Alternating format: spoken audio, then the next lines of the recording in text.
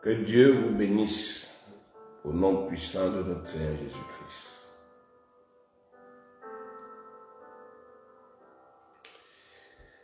Soyez bénis et soyez bénis. C'est une joie, c'est un plaisir de pouvoir continuer à travailler avec vous sur la vraie Pâque. Je suis reconnaissant à notre Seigneur pour cette grâce qu'il m'accorde de continuer à travailler avec vous à propos de la vraie Pâque.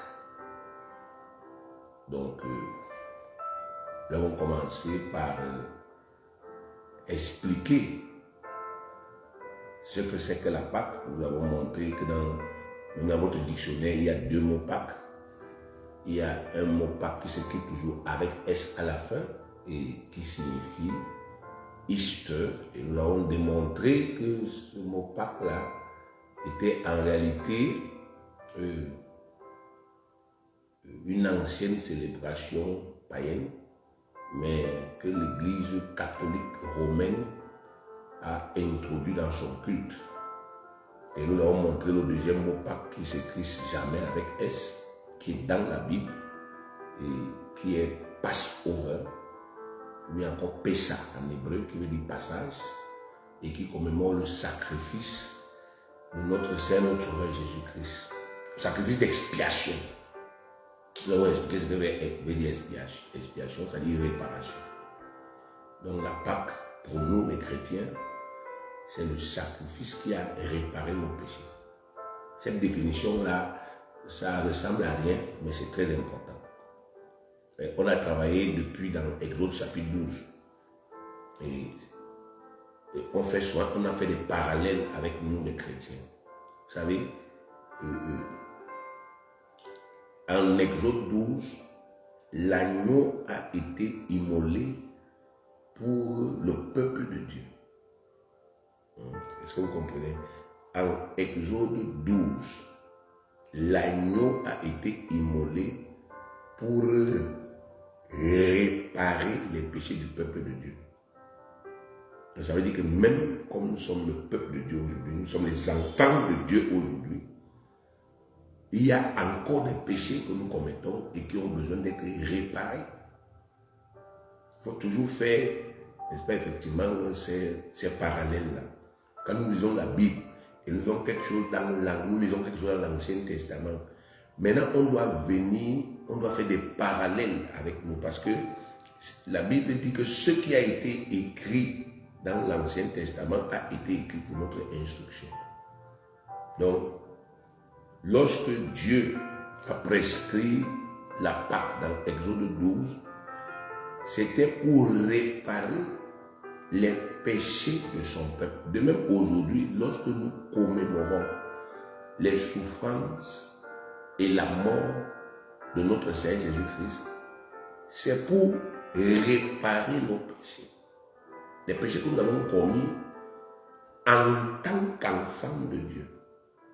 Les fautes graves que nous avons commises en tant qu'enfants de Dieu, bien-aimés, peuvent être réparées si nous croyons au sacrifice d'expiation de notre Seigneur Jésus-Christ.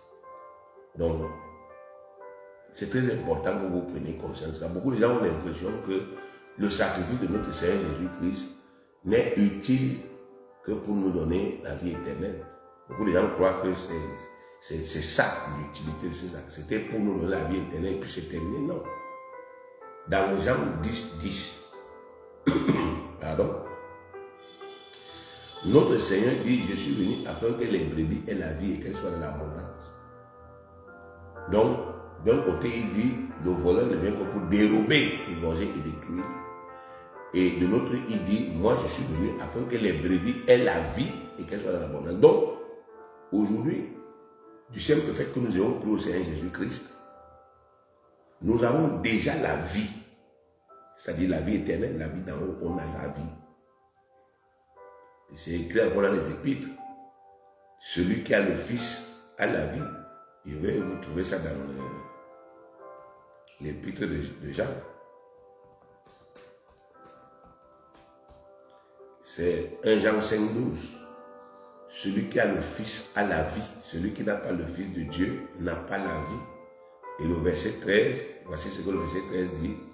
Je vous ai écrit ces choses afin que vous sachiez que vous avez la vie éternelle, vous qui croyez au nom du Fils de Dieu. Donc, en croyant au Seigneur Jésus, nous avons reçu la vie éternelle. Plus grande de tous les biens, la vie éternelle, nous sommes sauvés. Mais ça ne s'arrête pas là. Il a dit, je suis venu afin que les brebis aient la vie et qu'elles soient dans l'abondance. Donc, il y a une autre dimension. La dimension de notre bien-être terrestre. Et c'est une dimension qui a été beaucoup négligée par les religions. Parce que les religions nous ont fait croire que Jésus est venu uniquement pour la dimension céleste. Donc pour nous faire rentrer au ciel. Et puis ça s'arrête là. Mais aujourd'hui, à travers la parole de Dieu, nous comprenons que ce n'est pas le cas. À travers ces déclarations, nous comprenons que ce n'est pas le cas. Jésus est venu pour que nous ayons la vie éternelle et que nous soyons dans l'abondance. L'abondance ne veut pas forcément dire le milliard.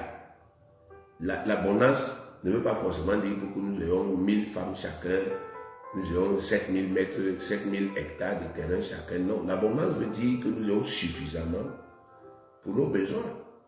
Suffisamment que nous n'ayons pas à mendier, n'est-ce pas, effectivement, sur le plan financier et matériel. L'abondance veut dire que nous soyons en bonne santé, que nos enfants soient en bonne santé. L'abondance suppose que nous puissions avoir suffisamment pour vivre décemment sur la terre. Il dit, je suis venu pour ça. Et donc c'est important que nous puissions, bien aimés, intégrer cela et continuer à travailler.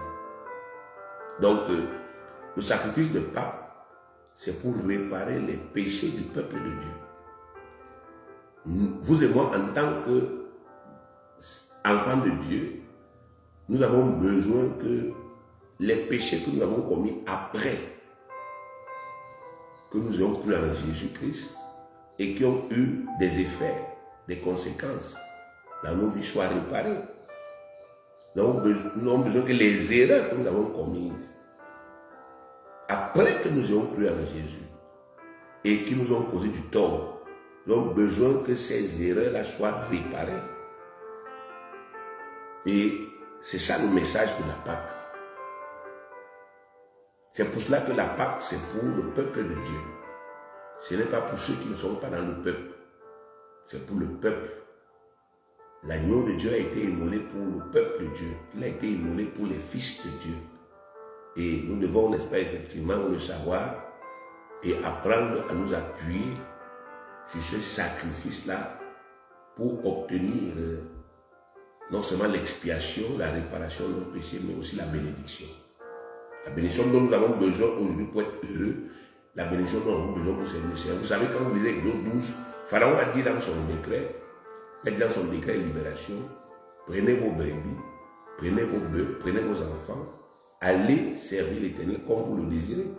Donc, l'esclavage en Égypte a empêché, les 400 ans ont empêché le peuple de Dieu de servir leur Dieu comme ils le voulaient. Donc les Israélites voulaient servir Dieu, mais ils n'ont pas pu parce qu'effectivement ils étaient esclaves. Ils n'avaient pas autorité sur leur argent, ils n'avaient pas autorité sur leurs biens, ils n'avaient pas autorité sur leurs brebis, ils n'étaient pas libres de jouir de ce qu'ils possédaient. Et c'est pour cela que lorsque l'agneau meurt, le décret dit allez, prenez vos biens, prenez vos choses et allez servir votre Dieu. On peut faire des parallèles avec nous aujourd'hui. Donc la Pâque pour nous, c'est ce sacrifice qui vient briser l'hégémonie de Satan sur nos vies et qui nous rétablit encore dans notre condition originelle pour que nous puissions servir Dieu avec nos bœufs, avec nos brebis, avec nos terres, avec nos maisons, avec toutes nos bénédictions matérielles, financières et humaines qu'il nous donne aujourd'hui. Donc, bien aimé, c'est important pour nous de comprendre. À partir du moment où Christ est immolé, c'est terminé. La puissance de Satan est brisée, l'hégémonie de Satan est brisée. Et nous pouvons donc, n'est-ce pas, effectivement, réclamer, n'est-ce pas, effectivement, toutes ces choses-là qui sont nécessaires et utiles pour servir notre Dieu. Non seulement pour notre jouissance, mais aussi pour le service, n'est-ce pas, le service que nous allons rendre à notre Dieu. On a besoin, n'est-ce pas, par exemple, dans le cadre de nos missions, pour nous avons besoin, dans le cadre de nos missions, nous avons besoin, n'est-ce pas, effectivement, de moyens de locomotion. Parce que vous ne pouvez pas quitter, n'est-ce pas, effectivement, de Berthois, vous allez dans les villages, la route n'est pas bitumée, ce sont des pistes et qui ne sont pas tout le temps entretenues. Si vous n'avez pas une bonne voiture, vous n'avez pas de bonne moto, vous ne pouvez pas aller. Même si vous avez l'envie, vous avez le désir, mais vous ne pourrez pas aller. Et si vous ne pouvez pas aller là-bas constamment, même s'il y a des croyants là-bas, même si vous avez une cellule là-bas, vous allez croire, mais vous allez les sauver, mais vous allez les abandonner parce que vous n'avez pas les moyens. Donc vous voyez que la dimension séculière, la dimension financière, matérielle ne pouvait pas être laissée négligée par le Seigneur. Le Seigneur devait tenir compte aussi de cet aspect. Et il a tenu compte de cet aspect. Puisque lui-même le dit dans Jean 10, dit, je suis venu afin que les brebis, c'est-à-dire les croyants dociles, les vrais croyants qui sont dociles et humbles, qui me suivent humblement, aient la vie, c'est-à-dire la vie éternelle, et qu'elle soit dans l'abondance. Donc voilà le sens de Pâques. Alors aujourd'hui, nous allons voir le triomphe de la croix. Alors, je voudrais reprendre le travail que nous avons fait déjà en 2024. Le thème, n'est-ce pas, effectivement, de ce séminaire Pascal 2024, c'était le triomphe de la croix de notre Seigneur Jésus-Christ. Alors, le mot triompher, triompher de quelque chose veut dire vaincre cette chose. Triompher veut dire vaincre. Donc, triompher de quelque chose veut dire vaincre cette chose. Battre cette chose à plate couture. De telle sorte qu'elle ne puisse jamais se relever de cette défaite. C'est ça un triomphe. On dit que vous avez battu quelqu'un à plate couture. De telle sorte qu'il ne puisse jamais se relever de cette défaite-là. Bien-aimé, c'est ce que notre Rédempteur Jésus-Christ de Nazareth a fait pour nous par sa croix. Il a battu à plate couture le diable, les démons. Il a battu le péché. Il a battu toutes les conséquences du péché que le péché avait engendré dans nos vies. Tout au long, n'est-ce pas, effectivement, de sa vie terrestre, il a travaillé pour battre le péché et le point culminant a été sa crucifixion. Lorsqu'il a été crucifié, lui-même il a dit que tout était accompli. Tout ça dit, toutes les exigences de notre rédemption ont été accomplies ce jour-là.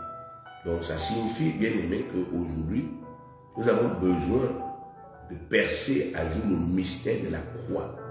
Nous devons savoir ce que c'est que la croix. Parce que c'est grâce à la croix que nous avons triomphé. Le verset que nous avions choisi l'année passée, c'était Colossiens 2,15.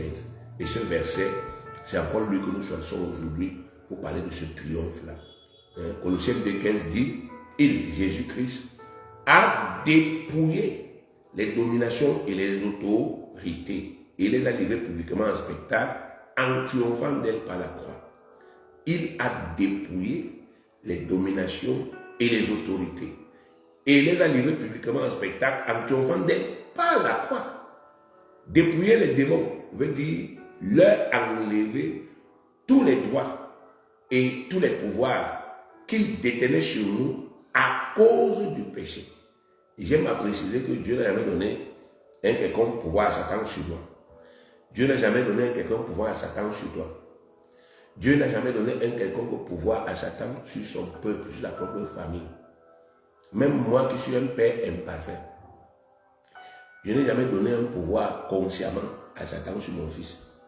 Je n'ai jamais dit à Satan que si mon fils pêche, tue-le. Jamais. Moi, je suis capable de le censurer. Donc ça veut dire que les droits que Satan a obtenus sur l'humanité, c'était des droits qui provenaient du péché de notre père Adam. C'est notre père Adam qui, à travers le péché originel qu'il a commis, qui a conféré à Satan, qui a conféré au diable, qui a conféré aux démons tous les droits que les démons détenaient et que les démons ont, n'est-ce pas, effectivement revendiqués jusqu'à la mort de Jésus-Christ. le diable a revendiqué son droit. Même devant le Seigneur Jésus-Christ, quand vous lisez Luc chapitre 4, je vais vous lire Luc chapitre 4, versets 5 à 7. Disons ce que la Bible dit. Vous allez voir comment le diable revendique ses droits. Luc chapitre 4, versets 5 à 7, il est écrit, le diable l'ayant élevé lui montra en un instant tous les royaumes de la terre. Le diable ayant élevé Jésus-Christ lui montra en un instant tous les royaumes de la terre et lui dit, je te donnerai toute cette puissance et la gloire de ces royaumes, car elle m'a été donnée et je la donne à qui je veux. Si donc tu te procèdes devant moi, elle sera tout à toi. Vous voyez ici que le diable revendique la propriété des choses de la terre, la propriété des royaumes de la terre. Mais en lisant la Bible, depuis la Genèse jusqu'à l'Apocalypse, vous n'allez jamais voir un endroit où cette autorité lui a été donnée par le Seigneur. Mais vous allez plutôt voir un endroit où cette autorité a été conférée à l'homme. Donc Dieu, n'est-ce pas, effectivement, a délégué cette autorité à l'homme, le premier homme, Adam. Quand vous lisez la Bible dans Genèse chapitre 1, on vous dit qu'à partir du verset 28, Dieu, n'est-ce pas, effectivement, les bénit et Dieu leur dit, soyez féconds, multipliez, remplissez la terre, la subjettissez et dominez sur les poissons de la mer, sur les oiseaux du ciel, sur tout animal qui se meut sur la terre. Donc, la Bible nous montre que Dieu avait délégué une autorité à l'homme pour que l'homme soit le régent de la terre, le gouverneur de la terre, l'administrateur de la terre. Mais plus tard, on retrouve le diable en train de se prévaloir de cette autorité, en train de se prévaloir de ce pouvoir-là sur les royaumes de la terre. Donc la conclusion logique, la déduction logique, c'est que à travers le péché originel, à travers le péché que Adam a commis, Adam a transféré un pouvoir qu'il possédait à un démon. Et le démon là, a revendiqué cela. Et il s'est prévalu de cela. Le diable s'est prévalu de ça. Tout le mal qu'il a fait sur la terre, c'est parce qu'il s'est appuyé sur ce droit-là. Alors, mais ce que nous, les enfants de Dieu, on a de la peine à faire, c'est faire comme lui. On a de la peine à se prévaloir des droits que Dieu nous a conférés sur la terre, sur sa création, sur ses biens, au travers du sacrifice de Jésus-Christ. Les textes sont clairs. Il nous a conféré des droits. Mais nous avons du mal à nous prévaloir de ça. C'est pour ça qu'on travaille. Colossiens 2,15 dit, Jésus-Christ a dépouillé les dominations. Donc il leur a arraché le pouvoir qu'ils avaient obtenu par le péché. Il leur a arraché le pouvoir. Il a brisé leur autorité. Il a arraché leur pouvoir, brisé leur autorité. Mais qu'est-ce qu'il en a fait? Luc 19 dit, voici, je vous ai donné le pouvoir de. Donc, d'un côté, il arrache, donc il dépouille les dominations. Il dépouille toutes ces entités sataniques qui ont régné sur nous, sur nos familles, qui nous ont empêchés de nous marier comme on le désirait, d'avoir des enfants, qui nous ont empêchés de travailler et d'être promus, qui nous ont empêchés d'être en bonne santé. On est tombé malade, on n'a pas pu guérir. Jésus-Christ les a dépouillés. Mais il est dit qu'il nous a rétrocédé ce pouvoir. Donc logiquement, un bon chrétien, c'est non seulement quelqu'un qui est instruit à propos de cela, mais aussi qui se prévaut de cela. Mais malheureusement, ce n'est pas le cas. C'est que là, on continue de travailler. Là, on va voir le triomphe de la croix. Donc, je vais vous parler de la nature de la croix du Seigneur Jésus-Christ. J'ai déjà enseigné dessus, mais la répétition est salutaire. Alors, la croix que notre Rédempteur Jésus-Christ a portée est le véritable fondement de notre délivrance. Quand on parle d'un fondement, on parle d'une fondation, on parle de ce qui est à la base, on parle de ce qui est un socle, sur quoi tout un édifice s'appuie. Donc, notre délivrance s'appuie essentiellement sur la croix que notre Seigneur Jésus-Christ a portée. C'est crucial. c'est important. Notre délivrance, sur tous ces aspects, est fondée uniquement sur la croix que notre Seigneur Jésus-Christ a portée. Si nous sommes devenus ce que nous sommes aujourd'hui en Jésus-Christ, c'est uniquement grâce à la croix qu'il a portée. Vous savez, quand il mourait, il a dit dans Jean 19:30, tout est accompli. Quand vous lisez Jean 19:30, il est écrit, quand Jésus eut pris le vinaigre, il dit, tout est accompli, et baissant la tête, il rendit l'esprit. Donc, en mourant, pendu sur le bois infâme comme un vilain malfaiteur, le Fils unique de Dieu, en son temps, parce qu'à ce temps-là, il était Fils unique, Jésus de Nazareth a parfaitement accompli toutes les exigences légales pour notre complète rédemption.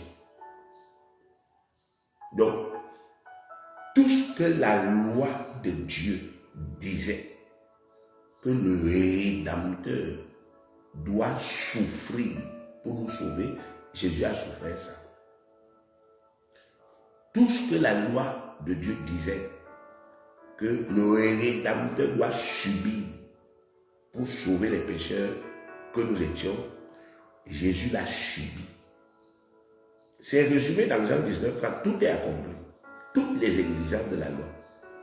Tout ce qui était écrit dans la loi de Moïse, le Rédempteur doit être comme ça, le Rédempteur doit vivre comme ça, le Rédempteur doit mourir comme ça.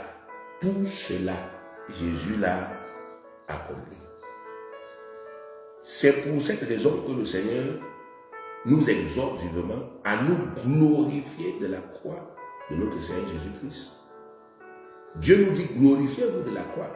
Nous ne devons ni nous affliger, ni nous attrister parce que notre Seigneur Jésus-Christ a porté la croix, mais nous devons plutôt nous en vanter, nous en réjouir, car c'est grâce à cette croix que l'emprise que le diable exerçait légalement sur nous, à cause de notre péché, a été complètement brisé. Bien-aimés, c'est la vérité. C'est la croix de Jésus qui a brisé la puissance de Satan, l'autorité de Satan, l'emprise de Satan sur nos vies. 1 Corinthiens 1,18 dit, 1 Corinthiens 1,18, car la prédication de la croix est une folie pour ceux qui périssent. Mais pour nous qui sommes sauvés, elle est une puissance de Dieu. La prédication de la croix est une folie pour ceux qui périssent. Mais pour nous qui sommes sauvés, elle est une puissance de Dieu. Vous voyez ça, bien aimé? Toute la puissance de Dieu qui guérit, toute la puissance de Dieu qui délivre, toute la puissance de Dieu qui restaure, se déploie uniquement quand nous prêchons la croix de son Fils Jésus-Christ et non autre chose. Vous êtes libre de prêcher, je ne sais pas, les prophéties, de prêcher ce que vous voulez. Mais, bien aimé, toute prédication qui exclut la vraie croix est vaine. Regardez 1 Corinthiens chapitre 2, verset 1. C'est l'apôtre Paul qui parle ici. Il dit, pour moi, frère, lorsque je suis allé chez vous, ce n'est pas avec une supériorité de langage ou de sagesse que je suis allé vous annoncer le témoignage de Dieu. Car je n'ai pas eu la pensée de savoir parmi vous autre chose que Jésus-Christ et Jésus-Christ crucifié. Moi-même, j'étais auprès de vous dans un état de faiblesse, de crainte et de grand tremblement. Et ma parole et ma prédication ne reposaient pas sur les discours persuasifs de la sagesse, mais sur une démonstration d'esprit et de puissance, afin que votre foi fût fondée non sur la sagesse des hommes, mais sur la puissance de Dieu.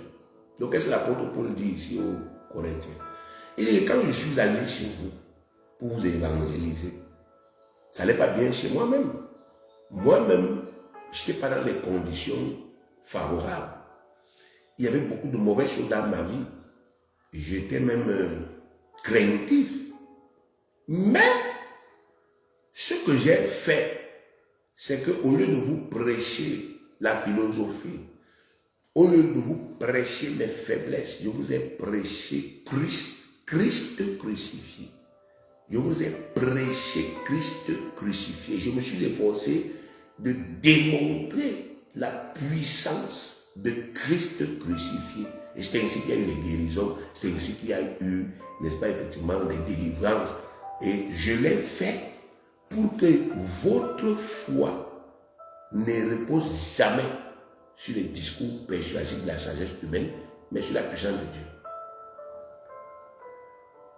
Colossiens 1:20, il est écrit, il a voulu par lui réconcilier tout avec lui-même, tant ce qui est sur la terre que ce qui est dans les cieux, en faisant la paix avec lui par le sang de sa croix. On dit que Dieu a voulu réconcilier avec lui-même Dieu. Tout. Tant les choses sont sur la terre, tant ce qui est dans le ciel. En faisant la paix par lui, par le sang de sa croix. Donc c'est grâce à la croix, n'est-ce pas effectivement, de notre Seigneur Jésus-Christ, que Dieu a réconcilié le monde avec lui. Le sang de la croix de Christ nous a parfaitement réconciliés avec Dieu, notre Créateur, en ôtant nos péchés, ainsi que toutes les malédictions que ces péchés avaient engendrées. Le sang de la croix de notre Seigneur Jésus-Christ.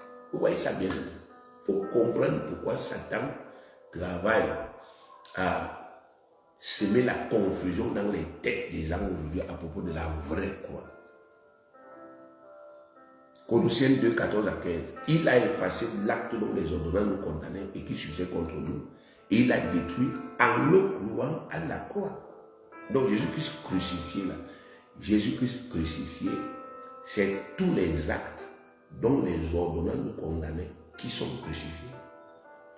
Tout ce qu'il y avait eu dans notre passé là, la sorcellerie, la magie, l'adultère, les pactes avec le diable, l'homosexualité, etc., etc. Toutes ces choses qui stipulaient que vous n'allez jamais progresser, vous n'allez jamais vous marier, vous n'allez jamais avoir d'enfants, vous n'allez jamais guérir, vous n'allez jamais. C'est ça qui a été crucifié le jour où Christ a été crucifié. Quel que soit ce que les puissances maléfiques s'acharnent à faire contre nous, la parole de Dieu nous atteste que ces puissances en question ne sont plus rien et n'ont plus aucun pouvoir contre nous grâce à la croix. Grâce à la croix. Vous voyez, la croix que Jésus a portée. La croix que Jésus a portée. Mais malheureusement, les gens, aujourd'hui, si vous demandez à un chrétien, un adepte d'une religion chrétienne, la croix de Jésus, c'est quoi? Il vous parle d'un crucifix. Vous avez des gens, n'est-ce pas, effectivement, qui ont fabriqué les crucifixes, ils posent ça sur leur cou. Vous avez d'autres qui ont fabriqué les croix, ils posent ça sur leur maison. Et ils vous disent, voici la croix de Jésus.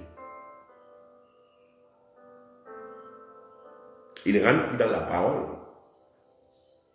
Ils ne viennent plus dans la parole de Dieu pour se dire, mais est-ce que ce que je fais là, ce que je crois là, est-ce que c'est en accord avec ce que Dieu dit? Non. Les gens se laissent entraîner par le courant. Vous savez, c'est très facile de se laisser entraîner par le courant. Quand quelqu'un est entraîné par le courant, il trouve que vous qui essayez de ramer à contre-courant, vous êtes un peu bête sur les bords. Et il vous dit, mais il faut te laisser entraîner, c'est plus facile. Il ne sait pas que celui qui rame à contre-courant a la maîtrise de là où il part. Mais celui qui se laisse entraîner par le courant n'a la maîtrise de rien. S'il y a une chute devant, celui qui se laisse entraîner n'a aucun moyen. Il ne peut pas freiner. Le courant va l'entraîner, il va tomber dans la chute, il va se briser. C'est pourquoi on a dit le chrétien, c'est quelqu'un qui navigue à contre-courant de ce qui se passe dans la société. Le chrétien, ce n'est pas quelqu'un qui se laisse entraîner. Le chrétien se laisse entraîner par la foi. Il est écrit, et mon juste vivra par la foi. Or, la foi, c'est une ferme assurance des choses que nous espérons de Dieu. Donc, la foi émane de la parole de Dieu et la foi nous amène vers Dieu.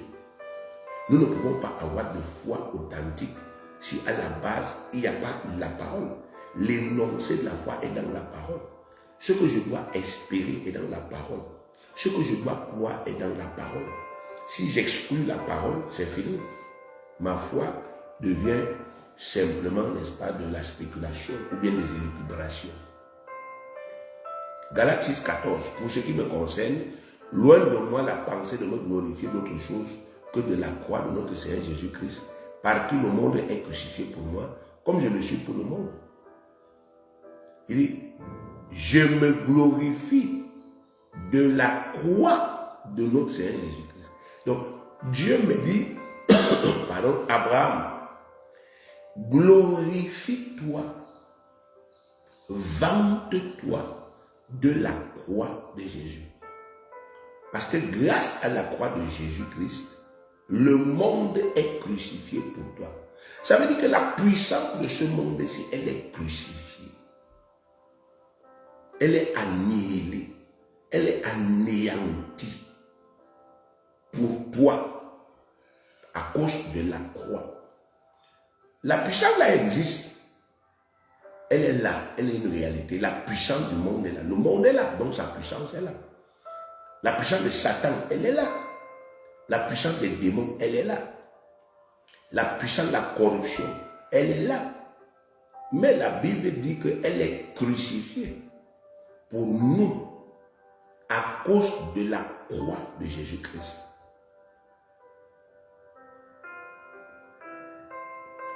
Donc ça suppose que malgré cette puissance qui est une réalité, malgré cette puissance qui est à l'œuvre, nous pouvons. La croix nous permet de transcender cette puissance. La croix de Jésus-Christ nous permet de vivre victorieusement malgré cette puissance-là. La croix de Jésus nous permet de vivre en paix. Nous pouvons vivre en paix aujourd'hui grâce à la croix. Bien aimé, tous ces passages que je viens de lire confirment bel et bien que la croix de notre Seigneur Jésus-Christ est le véritable socle sur lequel repose notre salut et notre complète restauration. Raison pour laquelle elle doit être pour nous un sujet de gloire et non pas de tristesse. Quand le Seigneur dit glorifie-toi de la croix, il dit vante-toi. Ce n'est pas du sadomasochisme. Dieu n'est pas en train de dire que bon, la souffrance de Jésus-Christ était une souffrance agréable pour Jésus, non. La souffrance, c'est la douleur, ça fait mal. Jésus a été humilié. Jésus a souffert dans sa chair. Jésus a souffert moralement. Mais Dieu est en train de dire que nous devons nous vanter de ça parce que ça a eu une incidence terrible dans notre vie. C'est-à-dire ça a brisé toute l'hégémonie satanique. Nous sommes sur la terre, mais nous ne sommes plus ses esclaves. C'est pour cela que malgré sa haine, malgré sa méchanceté, nous continuons de vivre sur cette terre. Si nous étions encore sous son hégémonie spirituelle, si nous étions encore sous son empire, on serait mort depuis longtemps. Parce que vous ne pouvez pas vous permettre de lui manquer de respect quand vous êtes sous son giron. Pardon. Quelqu'un qui est sous le giron de Satan ne peut pas se permettre de lui manquer de respect. Il va vous briser. Alors, donc il est important aujourd'hui que nous puissions connaître distinctement ce que c'est que cette croix. Parce que chaque fois que le peuple de Dieu n'a pas discerné la croix, discerner, ça veut dire connaître de façon distincte. Il a toujours été vaincu.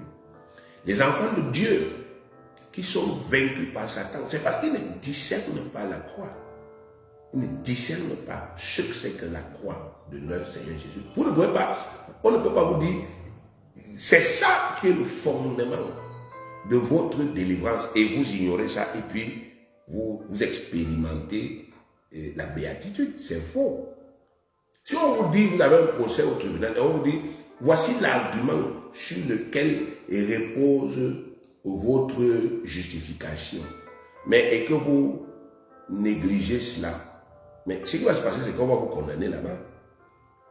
Parce que vous n'allez pas pouvoir présenter cet argument au tribunal. Et le tribunal va vous condamner, alors qu'en réalité, il se trouve que il y a quelque chose qui a déjà été fait pour que vous ne soyez plus condamnable. Donc nous devons savoir qu'il est de notre responsabilité, bien aimé, il est de notre responsabilité de nous instruire. Le chrétien, comme je l'ai dit et je le dirai toujours, n'est pas un ignorant. Le chrétien n'est pas un ignorant. Dieu ne peut pas avoir écrit toute une Bible avec 2 tomes, l'Ancien Testament et le Nouveau Testament, bien aimé, contenant des enseignements, contenant des lois et des principes adressés à nous. Et vous venez me dire aujourd'hui que le christianisme s'est allé assister à des conférences là où les prophètes prophétisent les mariages. Ça, c'est de la contrefaçon. Le christianisme, c'est l'école du comment. On doit connaître la parole de Dieu, on doit la mettre en pratique, on obtient les résultats. Alors, je vais travailler avec vous pour vous expliquer clairement ce que la Bible entend par la croix de Jésus. Déjà, vous devez savoir que le mot croix dans la Bible possède 2 acceptions. Acception veut dire signification. Donc quand vous lisez la Bible et vous rencontrez le mot croix, ce mot peut être interprété de 2 façons. Premièrement, il y a la croix de bois. La croix de bois. La croix de bois, c'est un poteau en bois sur lequel on pendait par des clous ou bien par des cordes les condamnés à mort à l'époque de l'Empire romain. Vous savez, quand Jésus-Christ a été tué, c'était l'Empire romain qui régnait sur la terre. Et ils avaient leur méthode, n'est-ce pas, pour tuer les criminels, pour exécuter les condamnations, les condamnés à mort, pardon.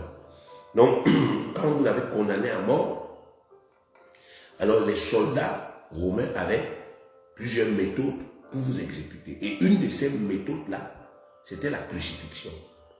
Donc, et la crucifixion consistait effectivement à vous clouer vivant sur un morceau de bois, sur un poteau.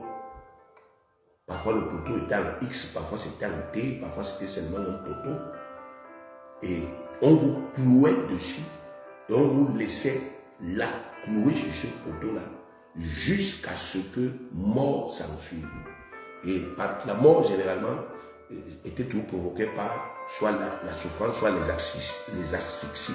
Quand vous avez crucifié, à un moment donné, vous étiez fatigué, et le corps est fatigué, vous faisiez 2 jours, 3 jours crucifiés, et parfois les oiseaux viennent même, ils commencent à vous picorer les yeux et tout ça.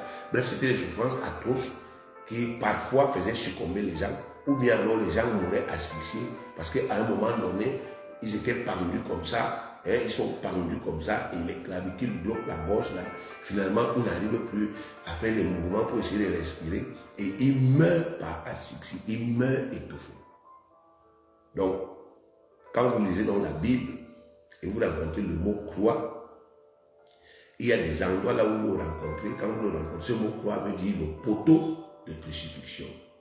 C'est-à-dire la croix de bois, le poteau de crucifixion, le poteau sur lequel on crucifiait les gens.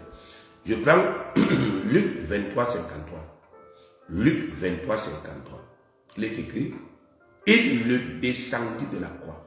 Il ici est mis pour Simon de Cyrène. Il descendit Jésus de la croix, l'enveloppa d'un linceul et le déposa dans un sépulcre taillé dans le roc où personne n'avait encore été mis. Donc on dit Simon de Cyrène, Joseph d'Arimathée, c'est pas Simon de Cyrène, je corrige, c'est pas Simon de Cyrène, Joseph d'Arimathée.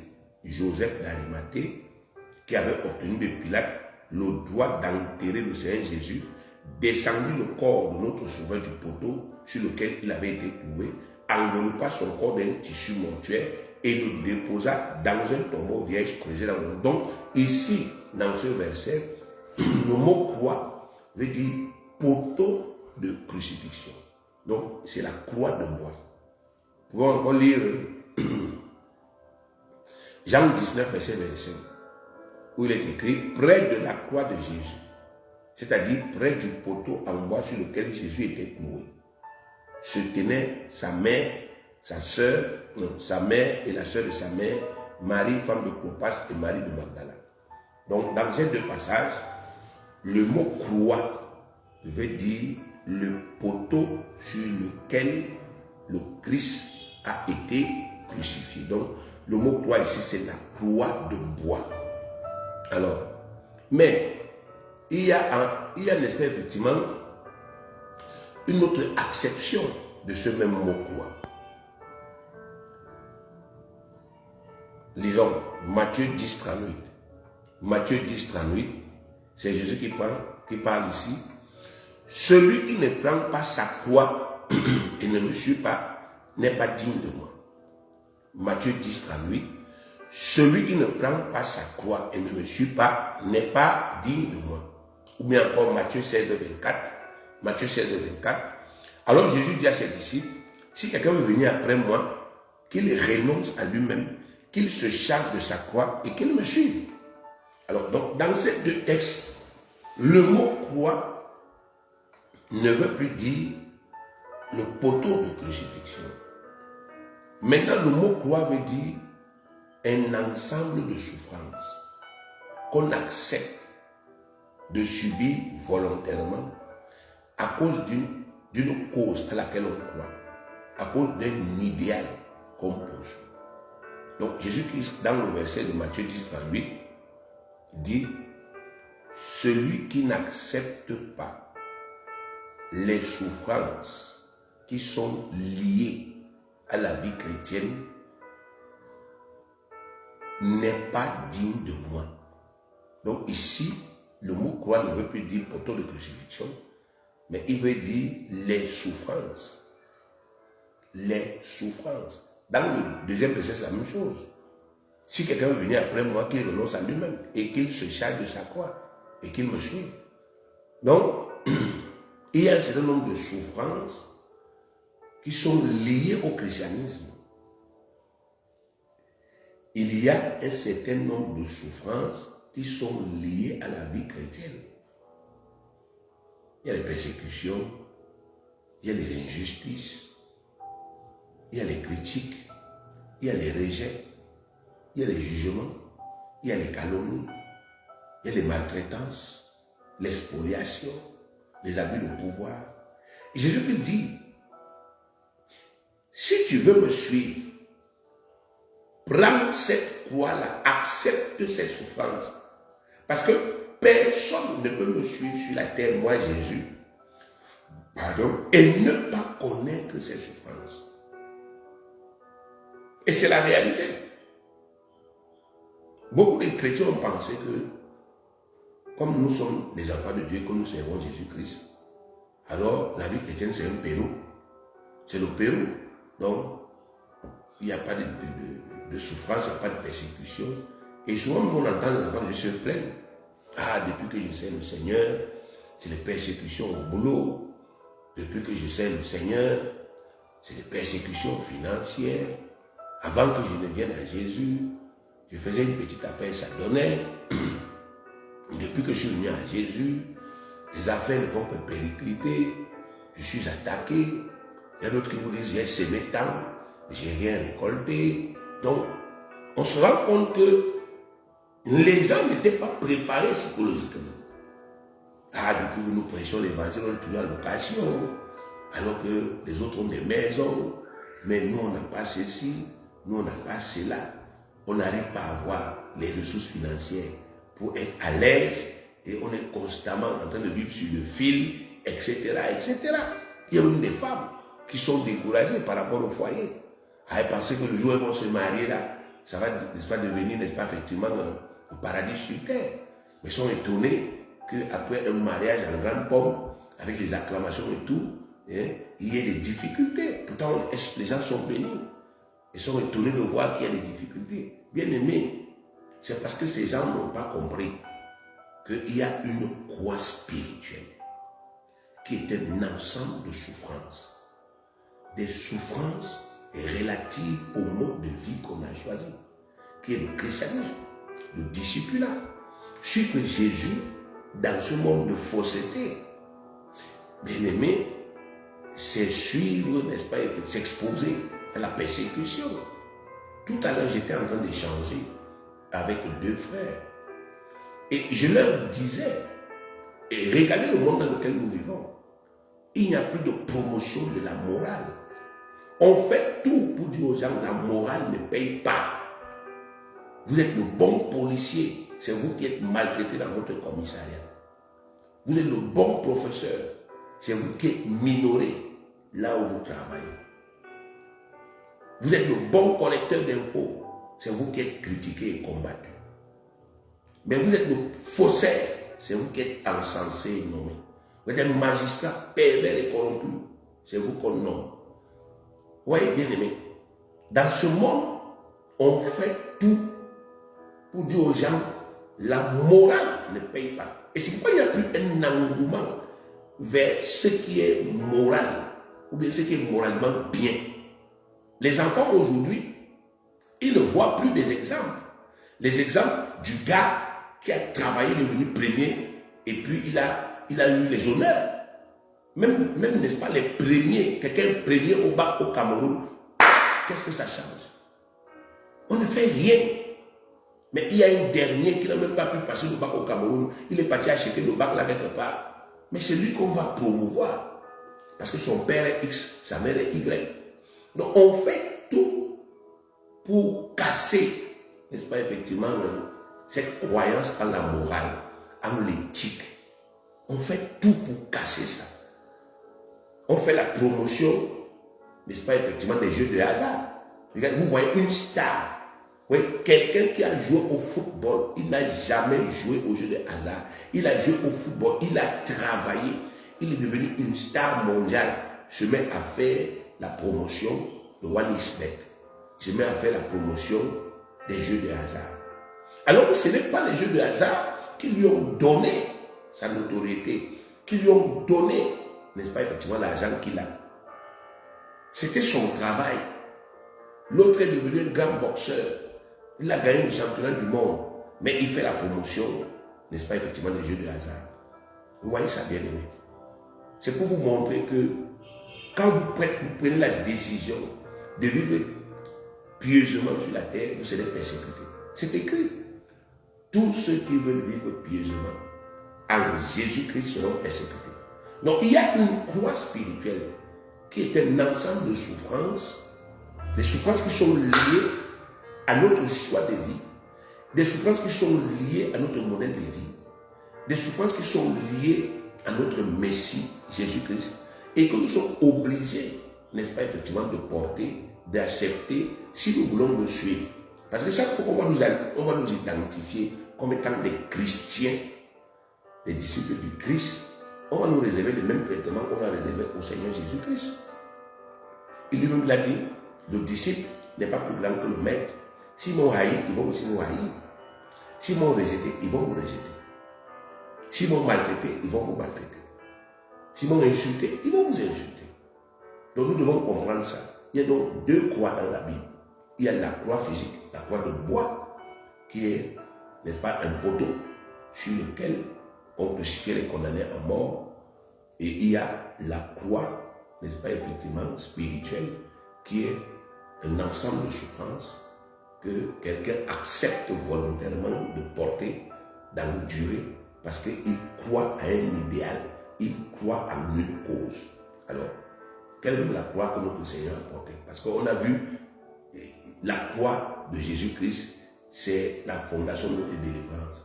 C'est la croix de Jésus qui a brisé la souffrance, l'autorité de Satan. C'est la croix de Jésus qui a brisé l'hégémonie de Satan. La croix de Jésus, là, donc, c'est quoi? L'enseignement conventionnel que l'Église catholique nous a enseigné. L'enseignement conventionnel de l'Église catholique, c'est que le jour où on a arrêté Jésus-Christ, on l'a amené chez Pilate. Pilate l'a condamné à mort, et puis on a flagellé Jésus. Et on a pris un poteau, on a mis sur Jésus. Jésus a porté le poteau, il est arrivé avec à Golgotha, et il est tombé une fois, il est tombé deux fois, il est tombé trois fois. Et puis il y avait un très bon disciple là, qu'on appelait Simon de Cyrène, qui suivait Jésus en restant au chapelet. Et puis, quand Jésus était tellement fatigué, Simon de Cyrène est venu, oh mon bon Seigneur, permettez-moi que je porte cette croix pour vous aider. C'est comme ça que Simon de Cyrène a donc soulagé Jésus. Et Jésus lui a dit, merci mon frère, parce que vraiment je voulais mourir ici en route. C'est comme ça que Simon de Cyrène a porté la croix de Jésus jusqu'à Golgotha. Et puis, on a gentiment encore invité Jésus, venez vous faire crucifier, etc. Donc ça, c'est l'histoire que l'Église catholique nous a racontée. Moi, je voudrais que nous allions lire la Bible. Parce qu'on ne peut pas spéculer sur des faits qui sont documentés. Matthieu 27, verset 26 à 32. Matthieu 27, verset 26 à 32. Il est écrit, alors Pilate leur relâcha Barabbas. Donc on passe des tractations qu'il y a eu là. Vous voulez que je libère qui et tout? Passons. On arrive à la conclusion que finalement, les Juifs ont convaincu Pilate de condamner Jésus à mort. On dit donc, alors Pilate leur relâcha Barabbas. Et après avoir fait battre de verge Jésus, il le livra pour être crucifié. Verset 27. Les soldats du gouverneur conduisirent Jésus dans le prétoire. Et ils assemblèrent autour de lui toute la cohorte. Ils lui ôtaient ses vêtements et le couvrirent d'un manteau écarlate. Ils tressaient une couronne d'épines qu'ils posèrent sur sa tête. Ils lui mirent un roseau dans la main droite. Puis, s'agenouillant devant lui, ils le raillaient en disant, salut, roi des Juifs. Et ils crachaient contre lui, prenaient le roseau et frappaient sur sa tête. Après s'être ainsi moqué de lui, ils lui ôtèrent le manteau, lui remirent ses vêtements et l'amenèrent pour le crucifier. Donc au verset 31, on dit, ils l'amenèrent pour le crucifier. Verset 32. Lorsqu'ils sortirent, ils rencontrèrent un homme de Cyrène appelé Simon et ils le forcèrent à porter la croix de Jésus. D'après ce premier récit, bien aimé, il ressort que quand Pilate a prononcé la condamnation à mort de notre Seigneur Jésus-Christ, les soldats du gouverneur l'ont conduit dans le prétoire. Le prétoire, c'était l'endroit où Pilate rendait justice. Donc, ils l'ont amené là-bas dedans. Et ils se sont relayés pour le torturer de cet instant jusqu'au lendemain matin qui était le jour de sa crucifixion. Vous savez déjà, vous qui avez suivi la vidéo dernière, que Jésus-Christ a été arrêté dans la nuit du 13 Nisan. Il a été d'abord bastonné dans la nuit là, parce qu'on l'a amené chez le souverain sacrificateur. La nuit même, on l'arrête. On l'amène chez le souverain sacrificateur. C'est le 13 Nisan. On l'amène là-bas. Et après ça, dans la journée du 13 Nisan, parce que chez les Juifs, n'oubliez pas, chez les Juifs, n'oubliez jamais que l'un jour commence par la nuit et finit par la partie éclairée. Donc on l'a arrêté dans la nuit du 13. On l'a amené chez le souverain sacrificateur Caïphe. Là-bas, il y avait tout le Sanhédrin qui était déjà à l'assemblée. On a commencé à le juger là-bas. Toute la nuit, c'était le jugement. On produisait les faux témoins, mais on n'a pas trouvé de motif. Jusqu'à ce que le souverain sacrificateur dise, dis-nous, est-ce que tu es le roi, le fils de Dieu? Il a dit oui. Il a déchiré ses habits. Waouh, il a blasphémé. On a commencé à le bastonner. On l'a bastonné jusqu'au matin. Le matin du 13 Nisan. On l'a bastonné copieusement. C'est comme ça que, bien aimé, dans la journée, on l'a donc amené chez, comment vous appelez cela? On l'a amené chez Pilate qui était le gouverneur. Donc le matin, la journée du 13, on l'a amené donc chez Pilate pour que Pilate le juge. Pilate, n'est-ce pas, effectivement, a commencé à le juger. Il n'a rien vu. Donc Pilate reste là depuis le matin, il interroge Jésus, lui ne trouve aucun motif qui mérite la condamnation. Il dit que les gars, moi je vais le relâcher. Les gars disent non. Il apprend donc que Hérode, qui est le roi des Juifs, est en ville. Il est aussi à Jérusalem. Il dit, bon, comme sont les histoires de votre religion, les Juifs là, il envoie Jésus-Christ chez Hérode pour que Hérode juge cette question. Hérode arrive là-bas, il se moque de Jésus, il humilie Jésus, sa part, et tout. et il prend Jésus, il le renvoie chez Pilate. On est toujours dans la journée du 13, le 13 Nisan. Donc, quand on ramène Jésus, Pilate s'assoit vers midi, le 13 Nisan, là, il s'assoit sur son tribunal. Il dit, les gars, voici votre roi. Les gars disent, crucifie-le. Donc, ils ont débattu avec Pilate jusqu'à ils ont convaincu Pilate. Et vers midi, Pilate a dit, ok, je relâche Barabbas et je livre Jésus pour qu'il soit crucifié. Donc on est vers midi, le 13 Nisan. Jésus est mort le 14. Mais là, on est le 13 vers midi.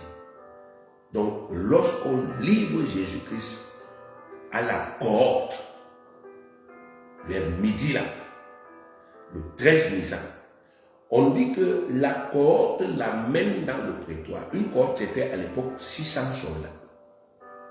On dit, la cohorte, toute la cohorte se rassemble. Donc, ils se sont relayés de midi là jusqu'à la nuit tombée. La nuit tombée jusqu'au matin. Ils ont torturé Jésus-Christ, comme on vient de lire là, jusqu'au matin du 14 Nisan. Et le matin du 14 Nisan, ils ont donc pris ce Jésus qu'ils avaient torturé physiquement de toutes les manières. Ils l'ont torturé de toutes les manières. Il était devenu une loque.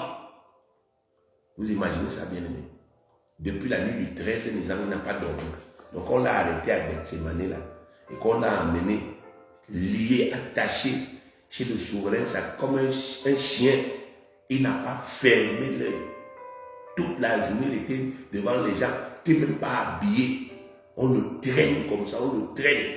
On l'amène devant Pilate. Toute la journée, on le porte comme un collier, on l'amène chez Hérode. Hérode nous l'envoie. On prononce le jugement, la condamnation à mort le 13 Nisan vers midi. Pilate s'assoit sur son tribunal, il le condamne. On le livre, n'est-ce pas, effectivement, à la cohorte. Les militaires de cette cohorte-là le prennent, l'amènent dans le prétoire. Toute l'après-midi, c'est maltraitance sur maltraitance sur maltraitance. La nuit tombe, une autre vague de soldats vient, maltraitance sur maltraitance toute la nuit. Il se relaie, on dit qu'on le frappe, on le flagelle. Et puis on prend un manteau, on lui met ça sur le corps, bien aimé. Le manteau sur le corps de Panda, ça colle sur les plaies. Quand l'autre équipe arrive, elle arrache le manteau, le sang commence à couler. Voilà ce que ce type a subi, bien aimé. On tresse une couronne d'épines, on met là sur la tête, on frappe la tête là avec le roseau. Bien aimé. Le matin, c'était une loque. Et on l'a pris, la corde l'a pris pour aller le crucifier à Golgotha.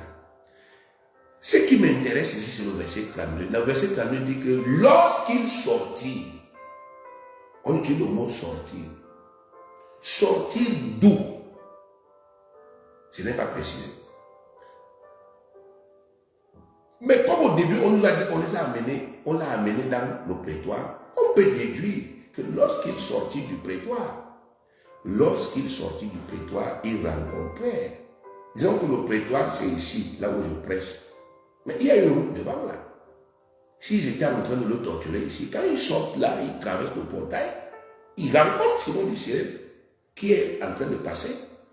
Et ils lui disent, arrête-toi. Certainement que Simon de Cyrène était costaud. Et ils obligent, on dit, ils forcent Simon de Cyrène à porter la croix, c'est-à-dire le poteau sur lequel Jésus-Christ devait être crucifié. Ils obligent Simon de Cyrène, porte ce poteau. On dit qu'il porte ce poteau par force. Or, dans le chemin de croix que l'Église catholique nous a toujours enseigné, ce n'est pas ça. On nous a enseigné que Simon de Cyrène était un disciple de Jésus qui suivait le cortège. Ici, la Bible nous dit le contraire. Continuons. Allons dans Marc chapitre 15. Parce que ce sont les évangiles synoptiques, ça veut dire qu'ils présentent l'histoire de la crucifixion de la même manière.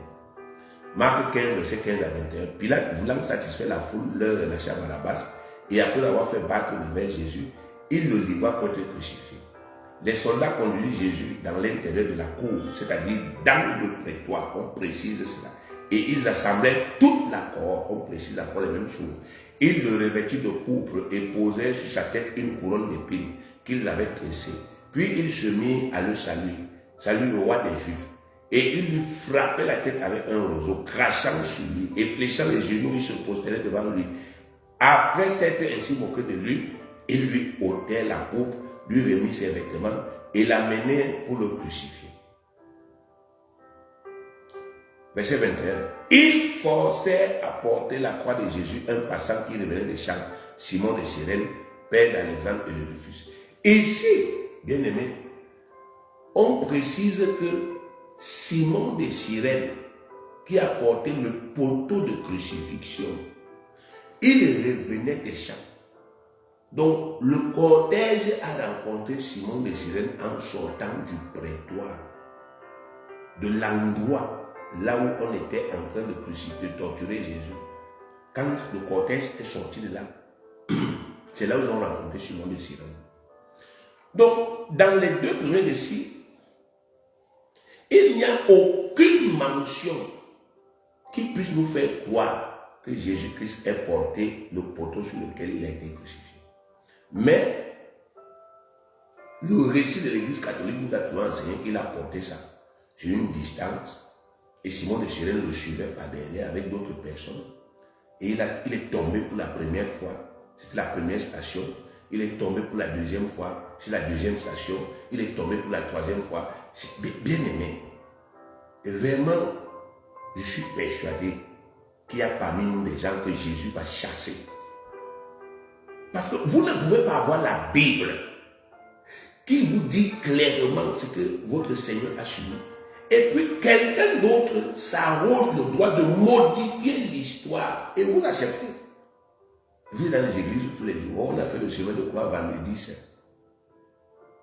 Vous êtes parti vous moquer du Seigneur. Vous dites qu'il a porté le poteau, il est tombé à maintes reprises. Et on a eu pitié de lui, on est venu l'aider. Bien aimé. Est-ce que vous savez que si quelqu'un aidait Jésus à porter la croix que Jésus devait porter, est-ce que vous savez qu'on devait avoir deux sauveurs? Jésus ne pouvait pas être aidé par qui que ce soit à porter la croix. Parce qu'il était l'agneau de Dieu. C'est lui qui devait porter la croix. Donc le poteau de crucifixion, Jésus n'avait pas à porter ça. Jésus avait à être crucifié dessus. Donc Dieu pouvait se débrouiller comme il voulait pour que ça quitte de là où c'était, ça se retrouve à Golgotha.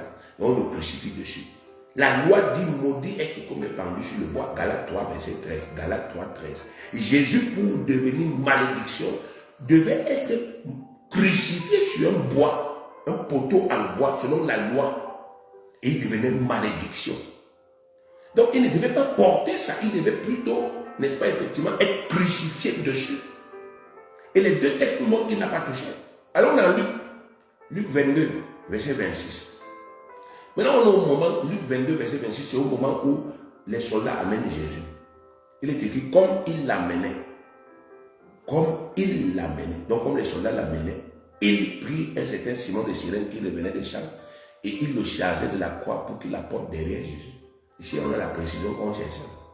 À quel moment il y a eu la rencontre entre Simon de Cyrène et le cortège? Au moment où il l'amenait. Donc, ils ont pris la décision, allons le crucifier. C'est au même moment qu'ils ont rencontré Simon de Cyrène. C'est le timing de Dieu.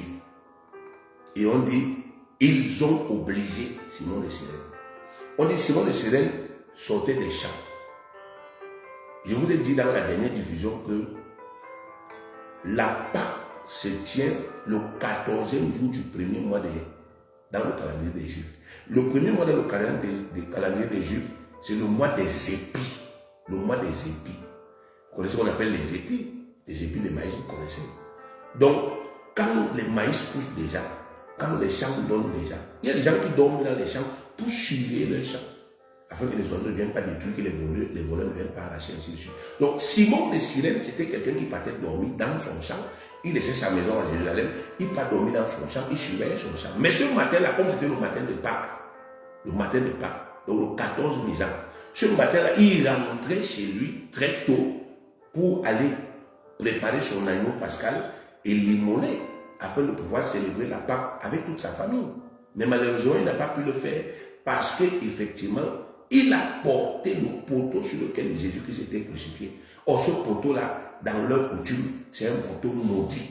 C'est pour cela que ce jour-là, il ne pouvait pas faire la Pâque. Il fallait qu'il prenne le temps de se purifier pour pouvoir faire la Pâque. Donc, vous voyez que l'histoire que l'Église catholique nous a racontée, que Jésus a porté la croix, il est tombé 3 fois et tout, c'est faux. Et la croix en question que l'Église catholique nous a enseignée, c'est la croix de bois. C'est la croix de bois que l'Église catholique nous a enseignée. Elle nous a enseigné à considérer la croix de bois, c'est-à-dire le morceau de bois là qui est en forme de thé, que vous pouvez appeler un crucifix ou bien je ne sais pas quoi. C'est sur ça qu'elle nous a focalisé. C'est sur ça qu'elle nous a concentré. Alors que la Bible, quand elle nous parle de la croix de Jésus, elle nous parle d'autre chose. Et c'est pour ça qu'aujourd'hui, vous voyez que la croix de bois est utilisée dans l'ésotérisme, dans l'exorcisme, parce que les gens on a dit aux gens, c'est ça la croix de Jésus. Et normalement, si on vous dit que c'est ça la croix de Jésus, et quand vous lisez la Bible, vous devez considérer que c'est tout à fait normal qu'il y ait un pouvoir dedans. Ce qui explique que les gens prennent ça, ils portent au cou, ils prennent ça, ils accrochent dans leur véhicule, ils prennent ça, n'est-ce pas, effectivement, ils mettent dans leur Bible, ils prennent, parce qu'ils se disent que c'est de ça que Dieu parle. Mais ce n'est pas le cas. Quand nous allons dans Jean, maintenant allons dans Jean chapitre 19, verset 17, lisons, Jean chapitre 19, verset 17. Il est écrit, Jésus portant sa croix arriva au lieu du crâne qui se nomme en hébreu Golgotha. Jésus portant sa croix. Écoutez les textes, vous savez, Dieu, il peut démolir les arguments de Satan seulement avec une parole. Une parole. Et la parole-ci, ça vous démolit totalement le chemin de croix. Ça démolit le chemin de croix. Parce que dans le chemin de croix, ce n'est jamais Jésus-Christ qui arrive à Golgotha avec le crucifix, le poteau. Ce n'est pas Jésus.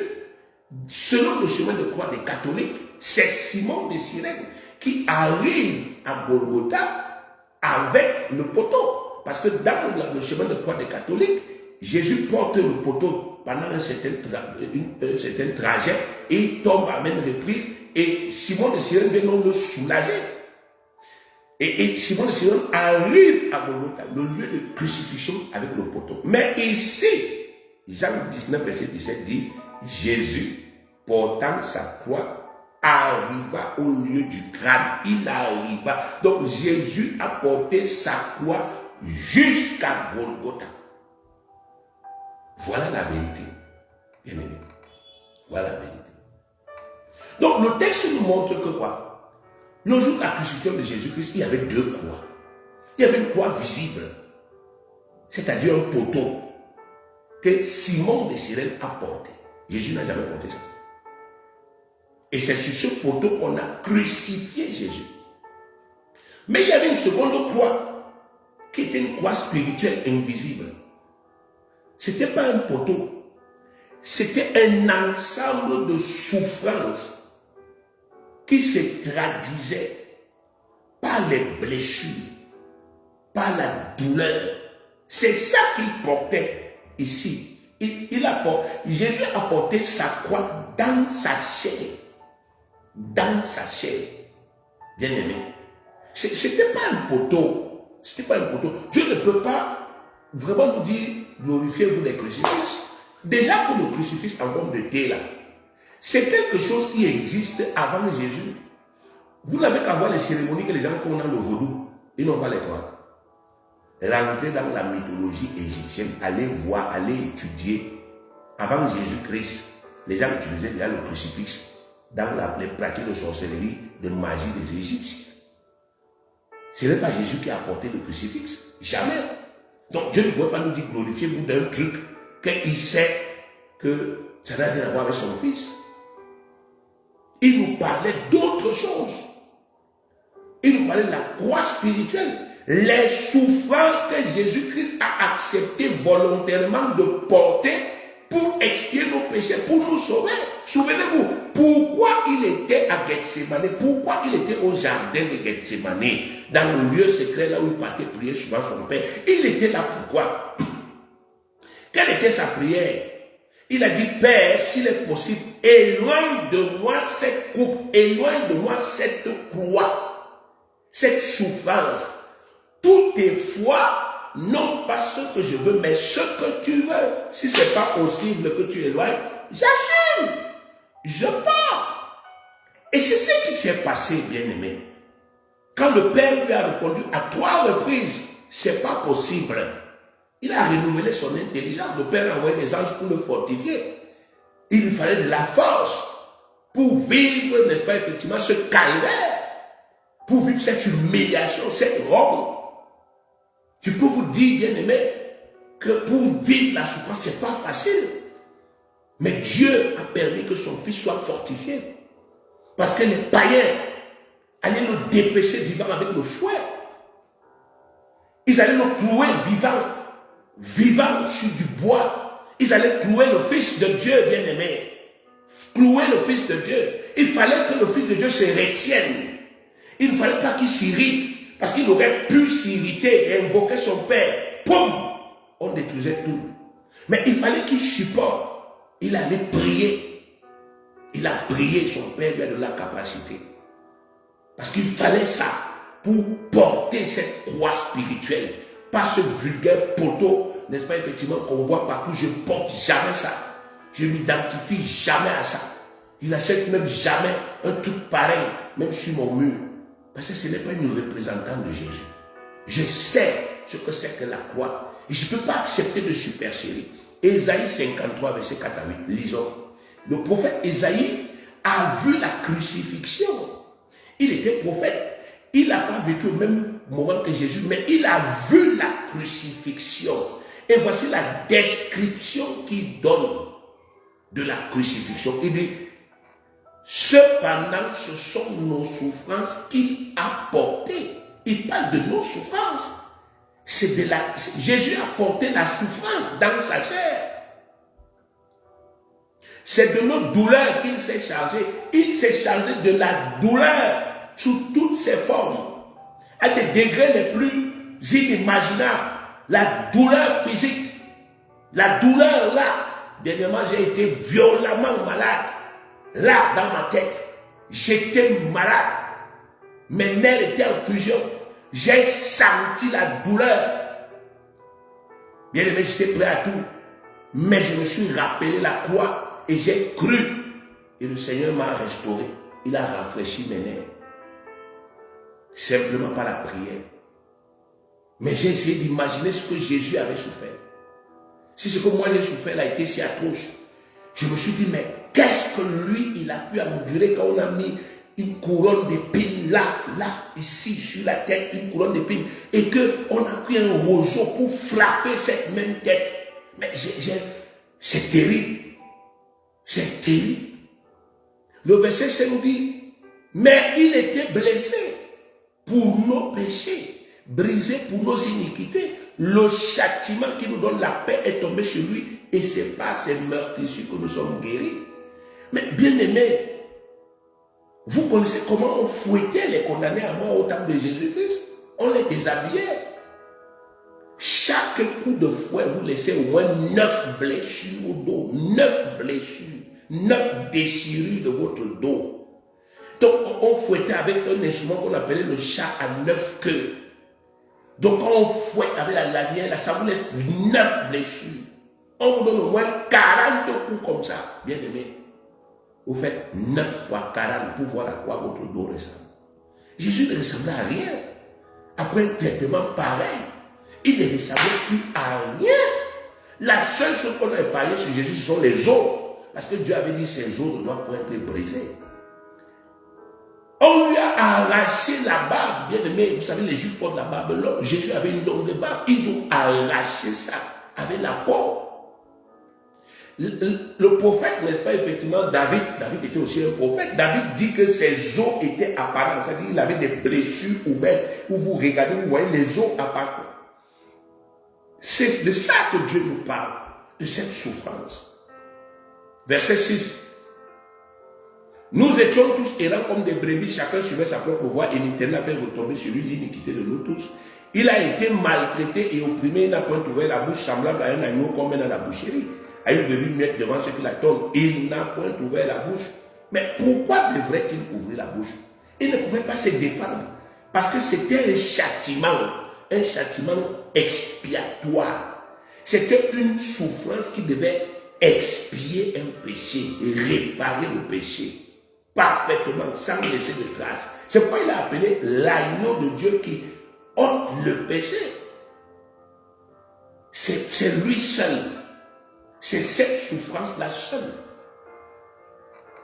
Regardez 1 Pierre 2, 24. 1 Pierre 2, 24. Il est écrit: lui qui a porté lui-même nos péchés en son corps sur le bois.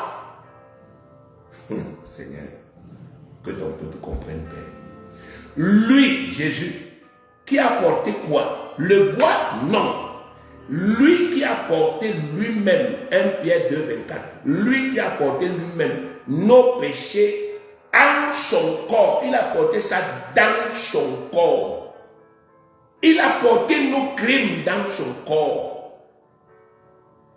Il a porté notre mort dans son corps, notre douleur dans son corps. Il a porté la douleur de nos maladies dans son corps. Les infirmités, il les a portées dans son corps, sur le bois, étant cloué sur le bois. Il n'a pas porté le bois, il a porté le péché dans son corps.